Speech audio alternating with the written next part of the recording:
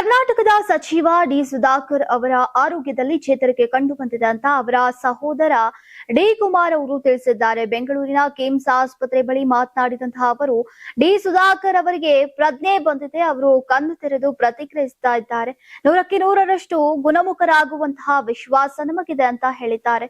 ಮುಂದುವರೆದು ಮಾತನಾಡಿದ್ದಾರೆ. ಈಗ ಡಿ ಸುಧಾಕರ್ ಅವರು ಶೀಘ್ರದಲ್ಲೇ ಚೇತರಿಸಿಕೊಂಡು ಮತ್ತೆ ಹಿರಿಯೂರಿಗೆ ತೆರಳಿ ಜನಸೇವೆಯನ್ನ ಮುಂದುವರೆಸಲಿದ್ದಾರೆ. ಆದ್ದರಿಂದ ಕ್ಷೇತ್ರದ ಜನರು ಸೇರಿದಂತೆ ಎಲ್ಲರೂ ಧೈರ್ಯವಾಗಿರಿ, ಸಮಾಧಾನದಿಂದಿರಿ ಅಂತ ಮನವಿಯನ್ನ ಮಾಡಿದ್ರು.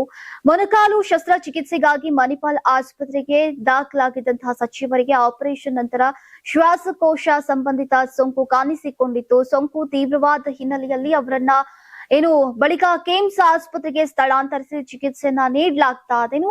ಈ ನಡುವೆ ಮುಖ್ಯಮಂತ್ರಿ ನೀವು ಸಣ್ಣ ಆಗ್ಬೇಕಲ್ವಾ, ಅದು ಒಂದು ಉತ್ತಮ ಆಹಾರದಿಂದ ಸಣ್ಣ ಆಗ್ಬೇಕಲ್ವಾ. ಪ್ರತಿದಿನ ನಮ್ಮ ಜೀನಿ ಸ್ಲಿಮ್ ನ ಯೂಸ್ ಮಾಡಿ ಯಾವುದೇ ಸೈಡ್ ಎಫೆಕ್ಟ್ ಇಲ್ದಂಗೆ ನೀವು ಸಣ್ಣ ಆಗ್ತೀರಾ. ಸಿದ್ದರಾಮಯ್ಯ ಹಾಗೂ ಉಪಮುಖ್ಯಮಂತ್ರಿ ಡಿಕೆ ಶಿವಕುಮಾರ್ ಸೇರಿದಂತೆ ಅನೇಕ ಗಣ್ಯರು ಆಸ್ಪತ್ರೆಗೆ ಭೇಟಿ ನೀಡಿ ಸಚಿವರ ಆರೋಗ್ಯವನ್ನ ವಿಚಾರಿಸಿದ್ದಾರೆ.